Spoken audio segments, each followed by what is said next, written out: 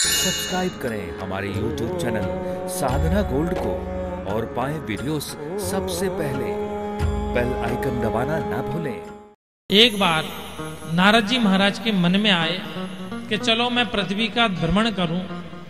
नारद जी महाराज पृथ्वी का भ्रमण करते करते सब जगह भ्रमण किए, मन में बड़ा दुख हुआ, कष्ट हुआ।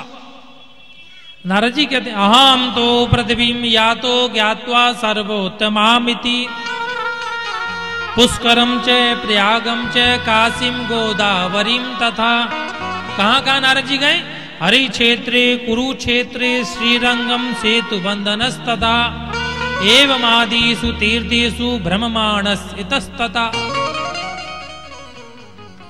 आम तो पृथ्वी में या तो मैं सारे 14 भुवन में 7 लोग नीचे हैं, अतल वितल सुतल तलातल रसातल और पाताल, और 7 ऊपर हैं, भूर भुवा स्वा महाजन और तप। इन सब 14 भुवन में सबसे श्रेष्ठ पृथ्वी को समझा, भू को समझा मैंने। इसको सर्वश्रेष्ठ समझ करके मैं पृथ्वी पर घूमने आया। और कहा गया? हरि क्षेत्र कुरुक्षेत्र श्रीरंग रामेश्वर सब जगह गया पर मना संतोष न कार्यक्रम। मेरे मन में कहीं संतोष नहीं मिला, कहीं नहीं मिला।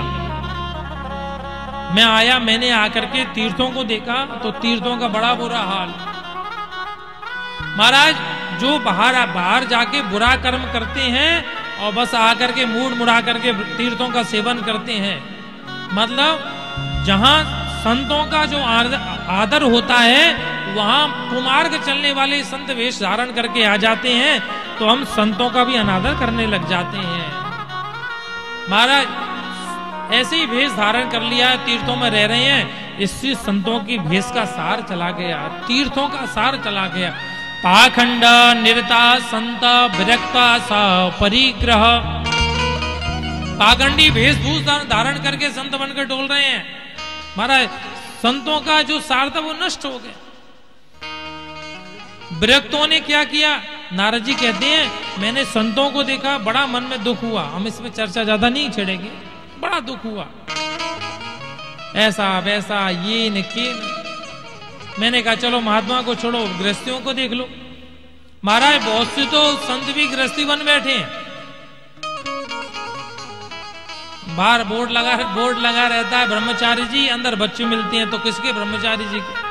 बड़ा आज के समय बड़ी दुर्दशा है कहीं कहीं जगह तो।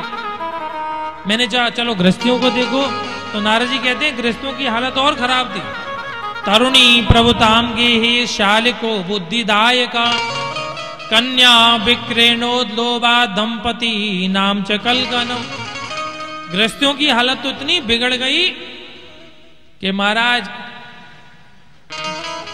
जब तक धन का संचय ठीक है तब तक पत्नी स्वामी जी कहेगी। ये तो कोई भाग्यशाली पुरुष या भाग्यशाली माताएं होंगी जो धन से नहीं धर्म से प्रेम करती हैं। क्योंकि हमारे भारतवर्ष में ही एक ऐसा भारतवर्ष है जिसमें स्त्री को धर्म लगाया जाता है। हमारे यहाँ शादी की सालगिरह मनाई जाती है, पहली दूसरी तीसरी चौथी पांचवी, केवल भारतवर्ष में ही है।